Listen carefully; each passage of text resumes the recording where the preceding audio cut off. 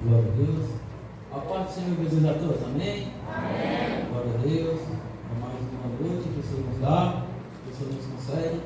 Você que é visitante, seja muito bem-vindo.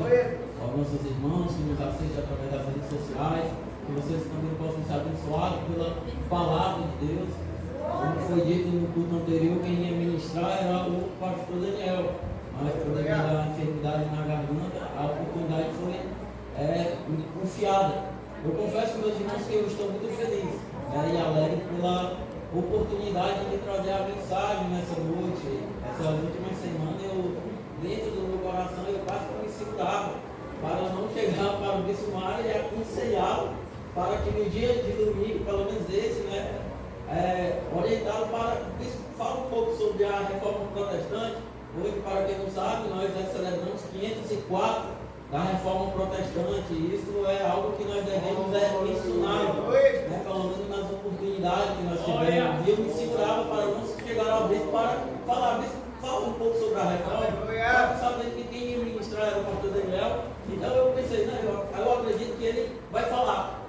Aí hoje de manhã o bispo Mário me mandou uma mensagem dizendo que o pastor Daniel, por causa da garganta, não ia ministrar, e eu iria substituí-lo. E ali eu fiquei maravilhado, glória a Deus. Ele até disse, Daniel, ora a Deus pela palavra. Aí no meu coração, mas a palavra já está guardada, só falta outra oportunidade. Então, é com muita alegria que eu estou aqui. Primeiramente, agradecer a Deus pela oportunidade, e segundo, ao nosso pastor pela confiança, porque isso é confiança. Faço das palavras do irmão Dorival, como ele disse na palavra inicial, tem que estar preparado. A todo tempo, fora de tempo, quando for conveniente, até quando não for. É pregar a palavra quando nos for dada a oportunidade, amém? Então, com a oportunidade que me é dada, meus irmãos, eu gostaria de ler o texto que se encontra lá no Evangelho de Mateus, capítulo de número 16. Evangelho de Mateus, capítulo de número 16. Aleluia. Louvado seja o nome do Senhor.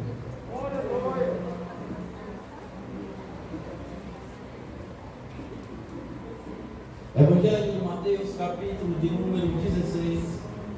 Aí você localiza o versículo de número 3.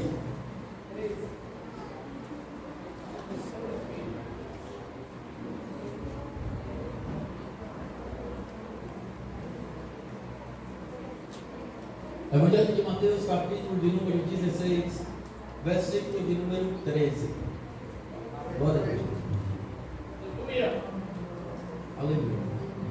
Diz assim a palavra do Senhor. Versículo 13 de Mateus, capítulo 16. Quando Jesus chegou à região da Cesareia de Filipe, perguntou aos seus discípulos: quem o povo está dizendo que o Filho do Homem é? Eles responderam: alguns dizem que o Senhor é João Batista, outros que é Elias, e ainda outros que é Jeremias, ou um dos outros profetas. Então ele perguntou: e vocês? Quem vocês dizem que eu sou? Simão Pedro respondeu: o Senhor é o Cristo, o Filho do Deus vivo.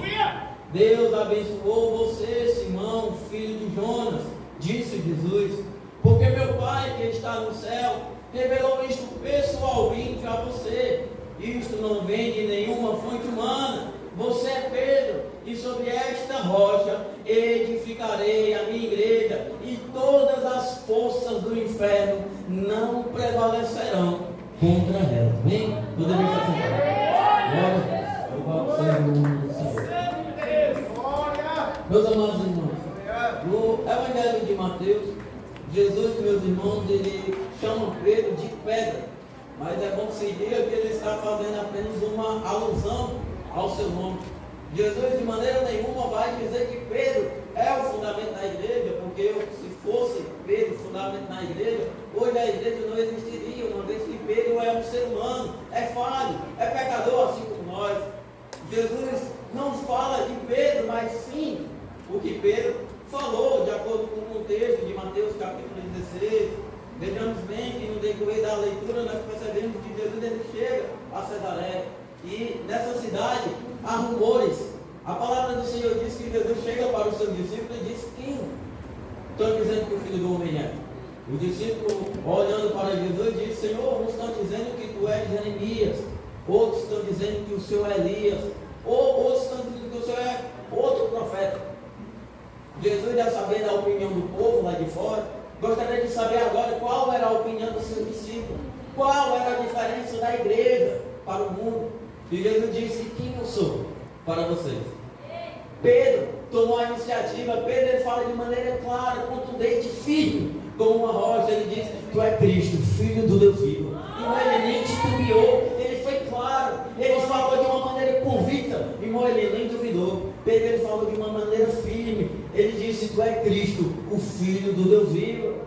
Pronto, irmão, a partir daí, Jesus não fala nada de Pedro, mas sim o que Pedro falou. Ele disse: Pedro, bem-aventurado és tu, porque não foi sangue nem carne que te revelou isso não, mas foi o próprio Deus que revelou isso a ti. Por isso que eu te digo que tu és Pedro. Pedro no grego significa Petros, que faz uma alusão a um fragmento, a um pequeno fragmento. E pega no grego ao substantivo feminino, que dá o nome de Petros, que significa uma grande rocha. O que Cristo estava dizendo é: Pedro, tu és um pequeno fragmento, mas sobre esta pedra, sobre essa grande rocha na qual tu acabou de confessar, eu, sendo Filho do Deus vivo, eu edificarei a minha igreja, e as portas do inferno não vão prevalecer contra ela. Era isso que Jesus Cristo estava avisando para Pedro.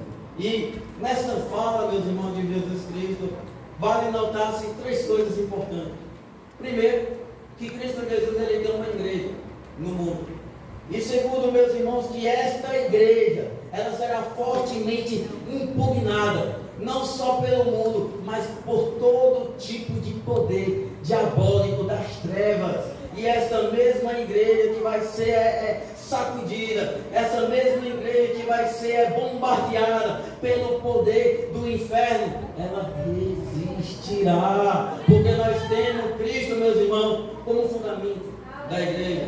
E diante de tais verdades, meus irmãos, nós vemos que essa profecia, ela anda se cumprindo até no dia de hoje. Quantas perseguições a igreja ela enfrentou no decorrer do tempo, em todo o curso da igreja. São várias perseguições que não posso a gente falarmos nessa noite aqui. Um dia ainda não é suficiente, mas eu anotei algumas, na qual eu quero destacar nessa noite. Por exemplo, a história nos diz, meus irmãos, que durante o governo do imperador Nero, no ano 67 depois de Cristo, a história vai dizer, meus irmãos, que vários crentes foram perseguidos até a morte. Nero, uma vez que subiu ao trono durante os seus 5 anos, ele governou de maneira tolerável, mas passando 6 anos, meus irmãos, ele cometeu atrocidades horríveis. Ele fez coisas horríveis que nem a mente mais infernal seria capaz de conceber. Diz a história que ele ordena aos seus servos para ateassem fogo à cidade de Roma. E enquanto a cidade imperial estava ardendo em fogo, ele sobe ao seu palácio e começa a tocar a sua harpa. E como a sua ação ela causou repúdio dos romanos, ele de imediato coloca a culpa nos cristãos. Então os cristãos, ele é perseguido, os cristãos, ele é morto. Vale ressaltar que durante essa época o apóstolo Paulo é decapitado por causa de Nero. Perseguição, ela é grande por cima do cristão. E Nero não foi só essas barbaridades que ele fez, mas ele também fez experimentos com os cristãos. É dito também que ele tirava a pele dos cristãos e costurava com pele de animais e por fim colocava para os cães, para ver o que acontecia. Outros, eles pegavam o corpo de cristãos e amarravam ali no seu jardim e tacavam fogo, fazendo com que o seu jardim fosse iluminado com os corpos dos cristãos. Então, cristãos eram perseguidos, cristãos eram mortos. Mas a palavra de Deus diz, meus irmãos, pelo menos que nós vimos lá nos israelitas, quando o egípcio, Faraó, oprimia o povo de Deus, o povo crescia. E nós estudando essa biografia, pelo menos quando eu estudo, é maravilhoso, porque quanto mais eles perseguiam o povo de Deus, mais o povo de Deus crescia em todo o tempo da história. A segunda perseguição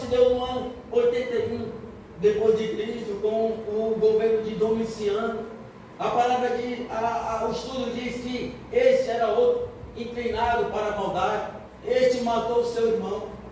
E depois ele matou os senadores romanos. Uns por maldade mesmo, e outros apenas para confiscar o bem por inveja. E depois que ele matou os senadores romanos, ele declarou que fosse morta toda a linhagem de Davi. E entre eles estavam Simeão, bispo de Jerusalém, e João, que foi escaldado no óleo e depois banido na ilha de Pátimo. O mesmo João que escreveu o livro do Apocalipse revelado por Deus. Então vários homens sofreram perseguições por servirem a Deus. Ainda nesse contexto de Domiciano, durante o seu império, meus irmãos, outro que foi também perseguido até a morte foi o célebre Timóteo, que foi designado por Paulo para apacentar a igreja de Éfeso.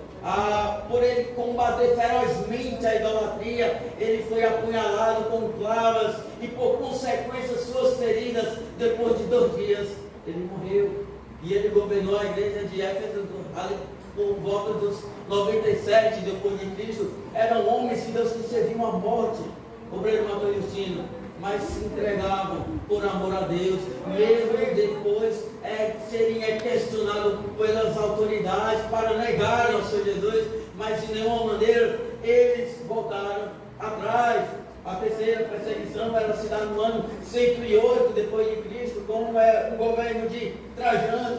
E aqui vale ressaltar outro cristão que teve sua história, que fez parte da história da igreja, Inácio de Antioquia. Era outro também, meus irmãos, que se destacava por servir ao Senhor. Era um homem que tinha um grande testemunho, e com ele não foi diferente. O governador, meus irmãos, pegou ele e colocou para ser devorado no meio das feras. Só que antes de morrer, meus irmãos, ele vai dizer nas suas palavras que agora eu começo a ser um discípulo, nada importa, coisas visíveis ou invisíveis, contanto que ganha Cristo. Vem o fogo e a cruz, vem as feras selvagens, vem o quebrar dos ossos e o despedaçar dos membros, vem o triturar de todo o corpo e de toda a maldade do diabo. Assim seja, para que tão somente ganhe eu a Cristo Jesus. Eram os homens mesmo diante da morte, mas sendo fiéis até o fim. E diante dos rugidos das feras, meus irmãos, ele disse: eu sou o trigo de Cristo. Eu serei agora dilacerado pelos dentes da fera, para que eu possa ser achado pão puro. E ele morre, meus irmãos. E não só ele, mas todos que professaram o nome do Senhor Jesus Cristo, reconhecendo que Jesus Cristo era o seu Salvador, morreram por não negar a Deus. A linguagem desses homens era parecida com a daqueles 3 jovens que se encontravam na Babilônia, amigos de Daniel. Quando Nabucodonosor olharam para aqueles jovens e disseram: se vocês não se curvarem à estátua, se não adorarem a meus deuses, vocês serão jogados imediatamente na grande fornalha acesa. E qual é o Deus que vai livrar vocês das minhas mãos? Só que a Bíblia diz que aqueles 3 jovens, ele vai responder de imediato ao rei: ó rei, nós não precisamos que o Senhor nos livre, porque se o nosso Deus quiser nos livrar, ele vai nos livrar. Mas se ele não nos livrar, ó rei, saiba que nós não serviremos aos teus deuses e nem adoraremos a tua estátua. Irmão, para eles, o que estava em jogo não era a vida deles. O que estava em jogo, meus irmãos, não era o poder de Deus manifesto, mas era a sua obediência, a sua fé ao seu Deus. O inimigo, percebendo que acabando com o homem, ele não ia obter a vitória, ele foi mais sutil, ele tentou se infiltrar no meio, tentando descaracterizar, meus irmãos, a palavra do Senhor Jesus Cristo. Vale ressaltar que, com o fortalecimento da Igreja Católica no Ocidente, isso no ano 1517, século XVI, havia uma grande, meus irmãos, intolerância para os cristãos, para aqueles que queriam se chegar a Cristo através da sua palavra. Havia uma dificuldade de chegar às Escrituras. A história nos diz, meus irmãos, que o povo sustentava a doutrina da fé implícita. O povo queria entender, Matheus Justino, o que era pregado. Só que a igreja, ela adotou como língua da igreja a língua latim. E naquele período havia um grande índice de analfabetismo. Então o padre ele pregava de costa para a igreja e o povo não entendia nada. O padre só queria o amém no final. Ele nem importava se os ouvintes estavam entendendo. Ele só queria o amém. E Martinho Lutero, entendendo todas essas coisas, lendo as escrituras, ele se batendo os seus olhos lá em Romanos capítulo 1, versículo 17, quando o texto diz: o justo viverá pela fé. E ele começou a se questionar dentro dele. Porque durante, meus irmãos, aquele período, meus irmãos, que é considerado como um período das trevas, irmão, o povo estava andando na escuridão. O povo, meus irmãos, ele não conhecia Jesus Cristo, ele tinha até vontade, mas os líderes que estavam na frente, o clero, o papa, o padre, entendiam. Só que Lutero, estudando, ele começou a questionar, tinha a ideia também, meus irmãos, louvado seja o nome do Senhor, da vinda de indulgência. A Johann Tetzel, que ficava responsável pela vinda de indulgência, eles andavam ali pelas aldeias e costumavam dizer a seguinte frase: enquanto uma moeda do cofre cai, uma alma do purgatório sai. Tinha aquela ideia do purgatório, quando uma pessoa morria, a pessoa nem ia nem para o céu e nem ia para o inferno, ia para um local específico. E esse homem responsável pela vida de indulgência, Manuel, ele ia perto dos camponeses e perguntava: você já por acaso teve algum familiar que morreu sem aceitar a Cristo? Teve algum familiar no qual chegou a falecer e não conheceu a Deus? Saiba que ele tem esperança. Por inúmeras moedas você consegue libertar a alma dele que está lá no purgatório e fazer ele para o céu. E Lutero, estudando a palavra do Senhor e vendo aquilo que estava acontecendo, e vendo que questionou, ele viu que isso está tudo errado. E ele começou a bater de frente, dizendo: se vocês têm o poder de fazer uma alma sair do purgatório para ir para o céu, por que vocês não fazem isso por amor, ao invés do dinheiro? Então, a partir dali, meus irmãos, os reformadores começaram a bater de contra a Igreja Católica. Mas vale lembrar, meus irmãos, que existem os precursores da reforma protestante, aqueles que também já tentavam bater contra as ações indevidas da igreja. Entre eles estão Jerônimo Savonarola, estão, por exemplo, John Hus, que foi morto, meus irmãos, por questionar a igreja católica, por debater, meus irmãos. Ele foi morto, queimado vivo. Só que diante daquela chama, meus irmãos, ele ora dizendo: hoje vocês matam ganso, porque Hans significa ganso. Diante da chama ele profetiza dizendo: hoje vocês matam ganso, mas 100 anos mais tarde Deus levantará um cisne no meio de vocês. Então, passado esse tempo, meus irmãos, Lutero nasce. E vendo todas, meus irmãos, aquelas atitudes más da igreja católica, Lutero vai questionar ao ponto de ele ser excomungado e ser questionado pela igreja católica, dizendo: quem pensa que você é? E Lutero vai dizer: eu sou o cisne que Johannes profetizou há 100 anos atrás. O clero olhava o que estava acontecendo e dizia: é uma peste se alastrando. Mas não era não, meus irmãos, era o poder de Deus, mostrando que a palavra de Deus ela é mais poderosa do que as trevas do inimigo, na qual temos o inimigo como cabeça. Ora, meus irmãos, o grito dos reformadores veio para simplificar. Os gritos dos reformadores veio para mostrar, meus irmãos, a clareza absoluta das Escrituras, dizer para o povo que a palavra do Senhor é para todos e não para o grupo privilegiado. Lutero e os demais irmãos, meus irmãos, combateram as artimanhas de Satanás com o auxílio da graça do Senhor, a ponto de ser excomungado, a ponto de ser questionado, mas eles não desistiram.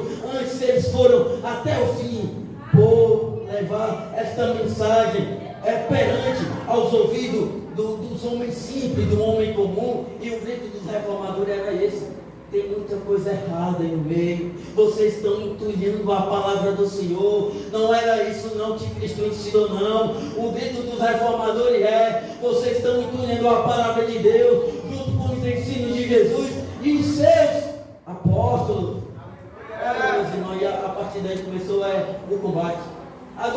doutrina da reforma protestante, meus irmãos, se baseia nos 5 pilares, os 5 solas. Entre eles nós temos o sola gratia, sola graça, somente a graça.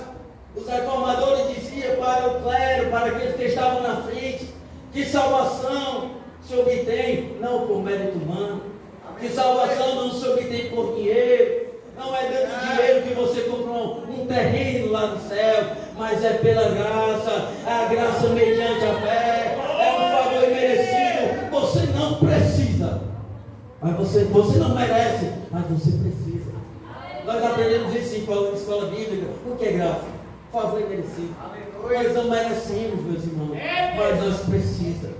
Nós não merecemos o amor dele, mas nós precisamos do amor dele. Nós não merecemos, meus irmãos, a sua graça, mas nós precisamos da sua graça. E Lutero foi quem disse de suas palavras: por merecimento, eu mereci o inferno, mas pela graça tu me dá a oportunidade de morar no céu. É pela graça e não pela venda de indulgência. Não é por dinheiro, é favor imerecido. Você não merece, mas você precisa. E o segundo ponto, meus irmãos, que sustenta a reforma protestante como um pilar, é a sua escritura, somente as escrituras. O que Lutero estava dizendo para eles era o quê? Que eles não aceitavam uma tradição oral complementar à escritura. Ele estava dizendo, meus irmãos, que salva o homem, o que tira o homem da ignorância é a palavra do Senhor Jesus Cristo. E nada pode ser colocado ao lado.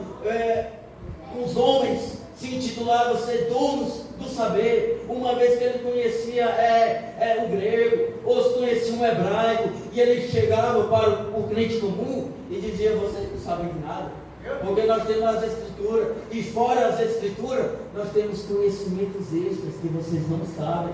Só que Lutero estava dizendo: não tem nada a ver com isso, é somente as escrituras. Lutero, em outras palavras, estava dizendo para a igreja: a Bíblia foi feita por homens, para todos os homens. Todo homem tem que ler as escrituras. Você pode saber do grego, você pode saber do hebraico, mas não é isso, é o suficiente. A Bíblia em si, ela é suficiente. Claro que aqui não estou combatendo contra o estudo, não. Você pode saber o grego, você pode saber o hebraico, vai lhe aprofundar, vai lhe aprimorar, mas eu dizer que sem isso eu não posso entender as escrituras, aí eu me equivoco. Porque se nós lemos João 3,16, a Bíblia diz: porque Deus amou o mundo de tal maneira que enviou seu único filho para todo aquele que nele crê não pereça, mas tenha a vida eterna. É o leitor ler e entender. É como o pastor que disse: sem ovelha, se uma se desgarrou, meus irmãos, é ler as escrituras e entender. João Calvino que vai dizer: para o homem, Jesus é a carne sólida, mas para a criança, Jesus é como se fosse leite. É o cristão abrir a palavra de Deus e de imediato, meus irmãos, entender, ter a real compreensão. Então ele está dizendo somente as escrituras. Irmão, a Bíblia, ela interpreta a ela mesma.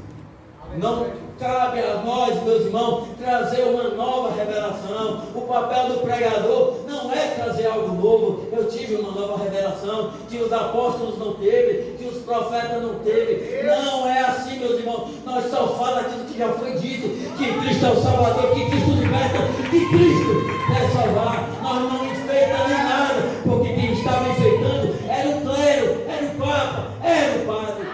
E o grito dos reformadores estava dizendo que vocês estão enfeitando demais, a gente não tem nada a ver com isso. Então, era esse o grito dos reformadores: somente as escrituras, somente as escrituras.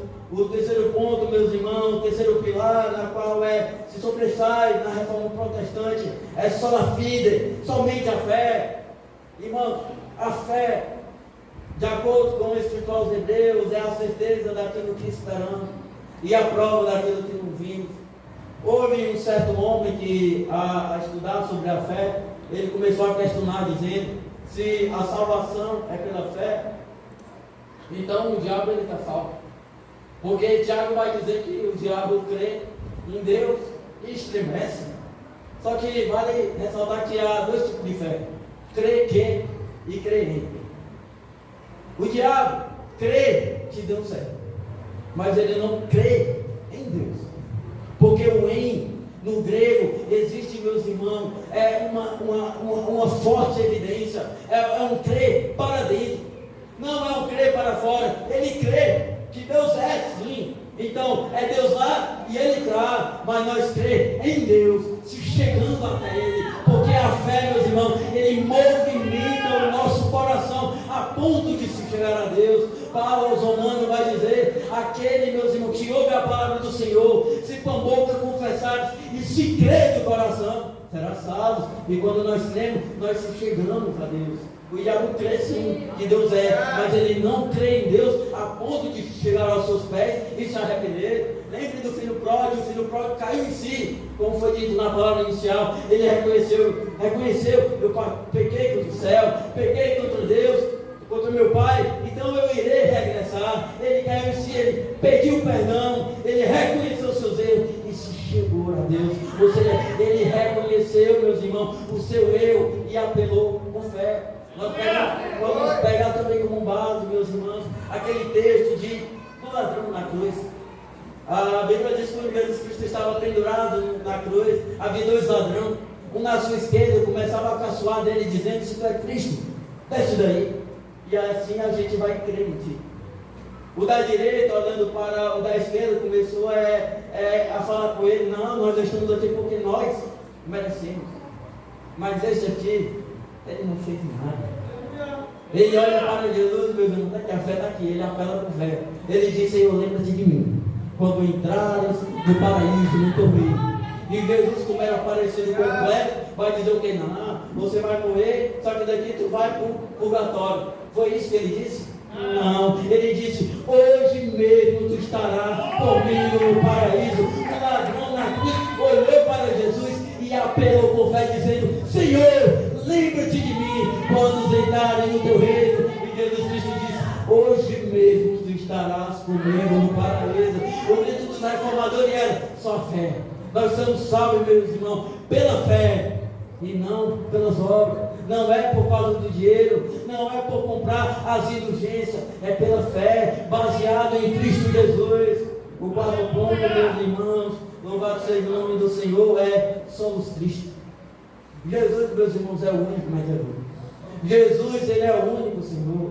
Jesus, Ele é o único Salvador. Jesus diz na sua palavra: eu sou o caminho, eu sou a verdade e eu sou a vida. E isso vai responder o que é religião. Religião é um sistema doutrinário e tilúrgico que permite o acesso do ser humano a Deus. Em outras palavras, é o homem buscando a Deus. Só o que é que Deus está dizendo? Eu sou o caminho, eu sou a verdade, eu sou a vida. Se vocês querem chegar a Deus, é no meu caminho que você tem que passar. Então ele estava dizendo: somente Cristo salva. Jesus, Ele é o caminho. Jesus, meus irmãos, da salvação, Ele é o alfa, o ômega, o primeiro e o último, o primeiro e o último, o princípio e o fim. Ele é o nosso castelo forte, meus irmãos. Ele é o amado das nossas almas, como diz Cantares de Salomão. Somente Cristo.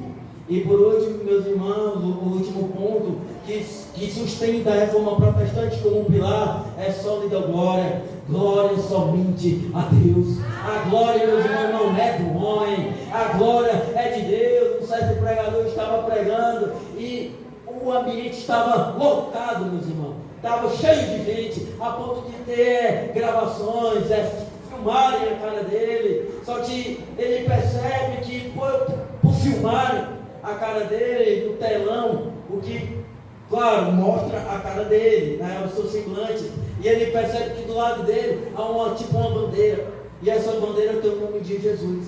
Então ele exorta o que está gravando: não a mim, mas vira a câmera para esta bandeira. É o nome de Jesus que tem que aparecer. A glória é dele, a glória não é nossa. É como Paulo diz: porque dele, por ele, para ele são todas as coisas.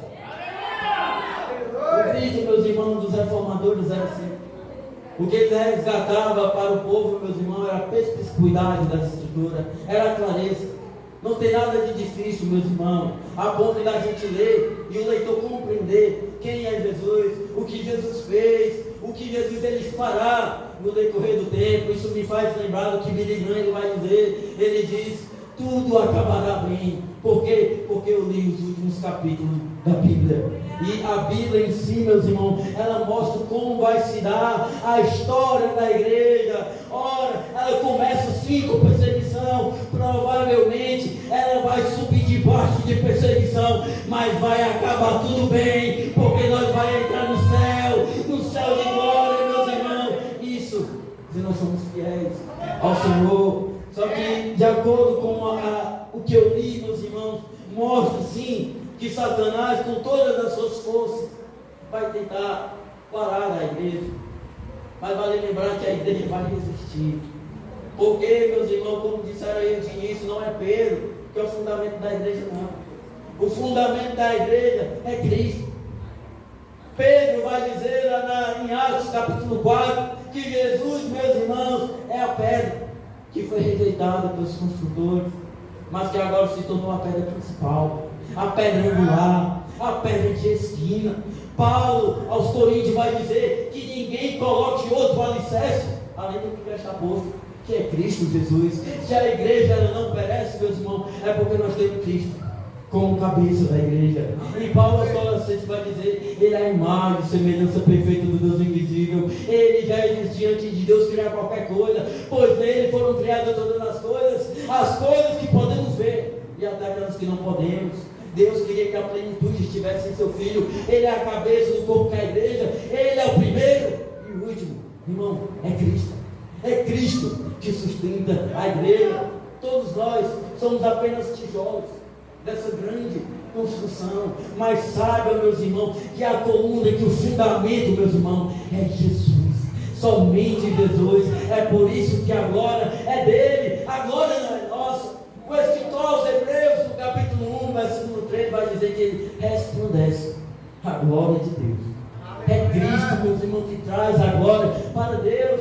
Um homem ele não tem nada, se Deus assim não quiser que ele tenha. E tudo que nós faz é para a glória de Deus. Então, meus irmãos, naquele século, o grito dos reformadores era esse, dizendo para aqueles que estavam na frente: Deus, ele não quer que vocês enfeitem a palavra dele, não. Ele quer que a palavra do Senhor venha estar na mão de cada um. Porque a vontade de Deus, meus irmãos, é que nós venhamos conhecê-lo. E só ao meio da gente conhecer a Jesus e a Deus através da sua palavra. Em João capítulo 5, versículo de número 39, Jesus ele vai dizer: examinai as Escrituras. Jesus ele quer que todo mundo examine as Escrituras. Ele vai dizer: examinai as Escrituras e julgai, terem a vida eterna. E são elas que de mim testificam. Além de nós cantamos: eu quero conhecer Jesus, eu quero conhecer Jesus, e ser achado nele, eu quero conhecer Jesus. Irmão, só dá para se conhecer Jesus através da palavra de Deus. Quando nós olhamos, olhe para Deus. Em outras palavras, nós está dizendo: olhe para Jesus, leia.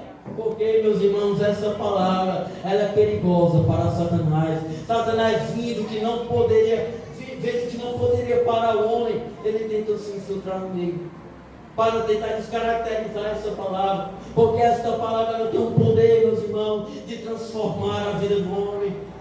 Qual é o exemplo que tu dá? Você. Quem era você?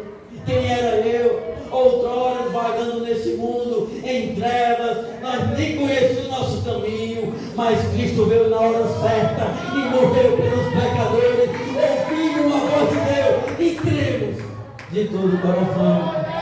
E hoje nós nos encontramos na sua presença. Então a palavra de Deus ela tem o poder de transformar. Não adianta, meus irmãos, ler a Bíblia para obter conhecimento e passar acima do outro, dizer que eu tenho mais conhecimento do que você, porque a Bíblia ela nos foi dada não para isso. A Bíblia ela nos foi dada para mudar de vida, não para aumentar o nosso conhecimento. Embora que a gente lê, a gente vai ter um certo conhecimento, mas o principal motivo das Escrituras é mudança de vida. Eu entendo, meus irmãos, porque o salmista disse: guardei a tua palavra no meu coração, para não pecar contra ti. Porque ou esta palavra me afasta do pecado, ou o pecado me afastará desta palavra. Você escolhe, meus irmãos. Se você não meditar, o pecado te afastará. Mas se tu meditar e guardar, o pecado estará longe. Por isso que o salmista disse: guardei a tua palavra no meu coração, para não pecar contra ti. A palavra é santa, a palavra é pura. Jesus orando, ele diz que o Senhor possa fazer todos os santos e puros, ensinando a tua verdade.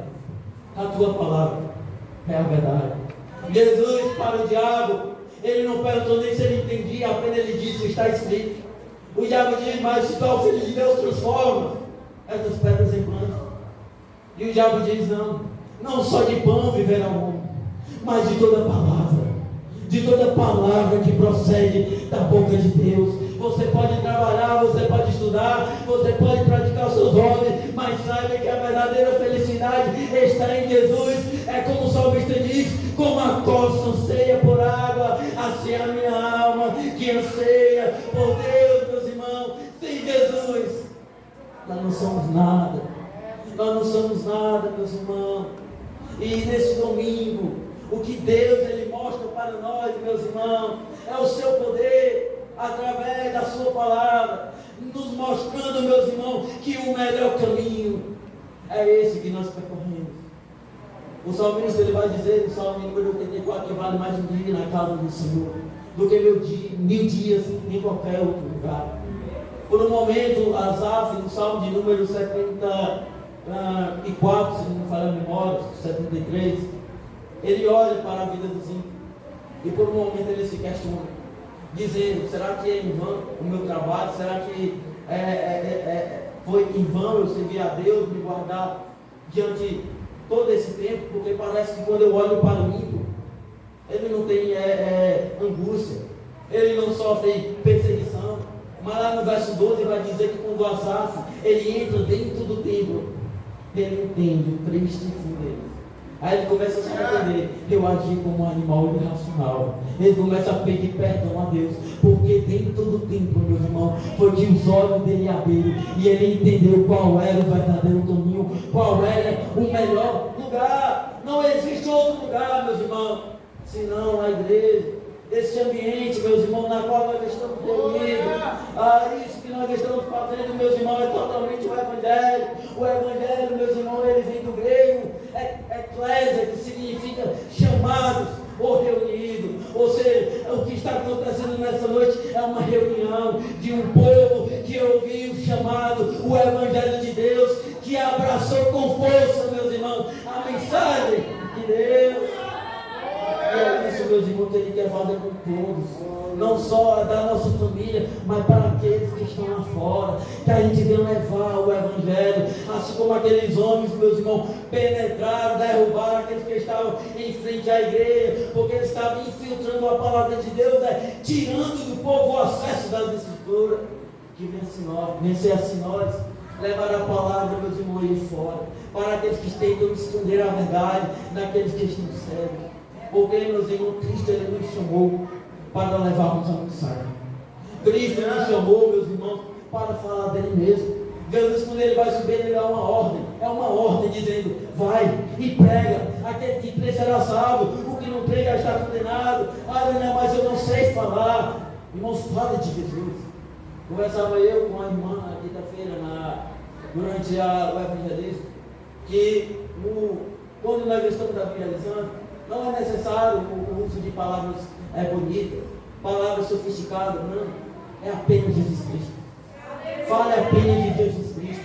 Fale de Jesus Cristo salva. Fale de Jesus Cristo cura. Não é preciso a pessoa ser um bom orador, não. Basta a pessoa levar a mensagem e falar de Jesus Cristo. Paulo, quando ele se apresenta aos Coríntios, ele vai dizer que a força não estava em suas palavras, mas estava no testemunho vivo do Senhor Jesus Cristo.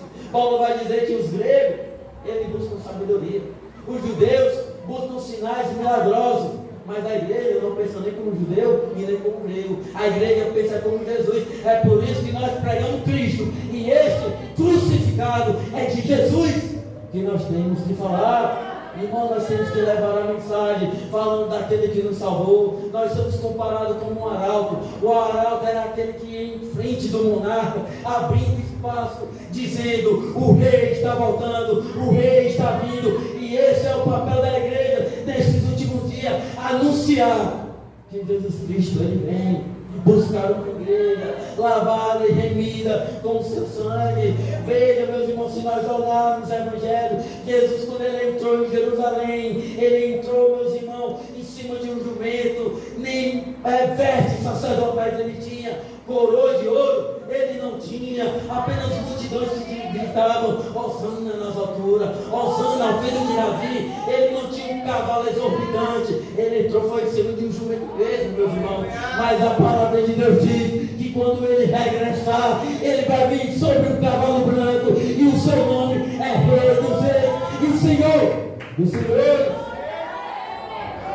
Esse, meus irmãos, é a nossa promessa. Essa é a maior promessa que Deus ele tem para o seu povo. E num culto de louvor e adoração como esse, meus irmãos, vale se lembrar esse ato que marcou a história da igreja, que foi a Reforma Protestante. A Reforma Protestante foi um movimento sociopolítico, porém mais do que um movimento sociopolítico, foi um movimento de renovação espiritual. Foi um movimento de trazer de volta os ensinos de Jesus e os seus apóstolos. Era mostrando para o povo, dizendo que Jesus Cristo, meus irmãos, ele veio foi para todos, e não para um grupo privilegiado. Mostrando para o povo que Jesus ele quer ser conhecido por todos, e não só para aqueles que estão na frente da obra. A Reforma Protestante foi, meus irmãos, Deus inspirando o homem, meus irmãos, para mostrar, meus irmãos, que a palavra de Deus ela é mais poderosa do que as artimanhas de Satanás. Observe o texto. Jesus ele fala para Pedro: tu és Pedro, e sobre esta pedra, sobre essa grande rocha, que é ele mesmo, Jesus, eu edificarei a minha igreja, e as portas do inferno não vão prevalecer contra ela. Ela vai até tentar, evangelista Ricardo, mas ela não vai destruir a igreja, porque, como já disse eu, Cristo é o cabeça da igreja, desta magnífica construção. E nós, como seus servos, cabe a nós, meus irmãos, servirmos e o adorar para todo sempre, mesmo nós forem colocados a nossa vida como uma prova, meus irmãos, mas vale a gente entregar a nossa vida, guardar a nossa fé e morrer por Ele, porque a nossa vida ela não é aqui, meus irmãos. Nós estamos aqui apenas como passageiros. O salmista diz que nós é como um peregrino nessa terra estranha, mas o nosso local, a nossa morada principal, meus irmãos, é uma Jerusalém celeste. E se vier perseguições, meus irmãos, porque ainda nós não temos, isso é a verdade. A única perseguição que nós temos, pelo menos perseguições ideológicas, confronto de pensamento, perseguições de maneira que venha tirar a nossa vida, são nos países lá fora. Mas o Brasil não tem não. A única perseguição que nós temos é perseguição ideológica. Tu diz o teu pensamento, a pessoa vai refutar. Mas não chega ao ponto de te bater, não chega ao ponto de morrer. Mas sabe, se um dia Deus permitir isso acontecer, que a igreja venha estar preparada, que nós venhamos pregar a palavra, como Paulo diz a Timóteo, pregar tempo fora de tempo, quando for conveniente, e até quando não for. Daniel, mas vamos fechar as igrejas. Não interessa, nós pregamos na rua, falando que Cristo salva, que Cristo cura, que Cristo liberta. Mas vai fechar na rua, nós pregamos na caverna, dizendo que Cristo ele veio para arrebatar a igreja, buscar o povo, meus irmãos, e se nos matarem. Daniel, mas a caverna pode ser fechada e nós podemos ser presos. Nós pregamos na prisão, não importa, meus irmãos, é pregar a palavra. Acabar com a minha vida, vão me matar. Tu estará no melhor lugar, que é Cristo. E isso faz me lembrar do que Charles Haddon Spurgeon fala de suas frases, quando ele diz: se eu chegar a Deus e Deus me disser, eu quero que você passe toda a eternidade na terra. Aí ele no caso, ele disse a Deus: Senhor, me dá uma vida, é tudo do que eu preciso. Meus irmãos, sem essa palavra, a gente não chega a lugar algum. Se você quer ter intimidade com Deus, se você quer conhecer a Jesus, não há nenhum outro meio. É essa palavra. Louvar é bom. Louvar O louvor, ele engrandece Deus, ele exalta o Senhor. Deus habita no meio do louvor. Mas é a palavra. É a palavra que sustenta. É a palavra, meus irmãos, que sustenta o crente. Tanto nos dias de felicidade, como nos dias de tristeza. É a palavra, meus irmãos. Saiba, esta palavra nos afasta do pecado. O pecado nos afastará desse livro. Cabe você decidir. Então, meus irmãos, fiquem com essa palavra nessa noite, que nós venhamos, meus irmãos, lembrar do que vários homens de Deus fizeram no decorrer da história, se entregaram por essa palavra. John Wesley, por exemplo, que traduziu a Bíblia para a língua inglesa, ele foi morto, queimado. E antes da chama o consumir, ele ora dizendo: Senhor, que o Senhor possa abrir os olhos do rei da Inglaterra. Passado-se o tempo, o rei da Inglaterra decreta que todos tivessem a língua na sua própria língua inglesa. João Ferreira de Almeida se converteu e traduziu a Bíblia para o português. Essa Bíblia que hoje você tem em suas mãos. Deus quer que você leia, Deus quer que você medita, Deus quer que você tenha uma intimidade com Ele através deste manual, entendendo que é este manual que levanta a vida do crente, que é este manual, meus irmãos, que faz o crente se acender. É este manual que faz o crente ficar de pé. Amém? Crente com essa palavra e que Cristo Jesus nos abençoe. No nome de Jesus.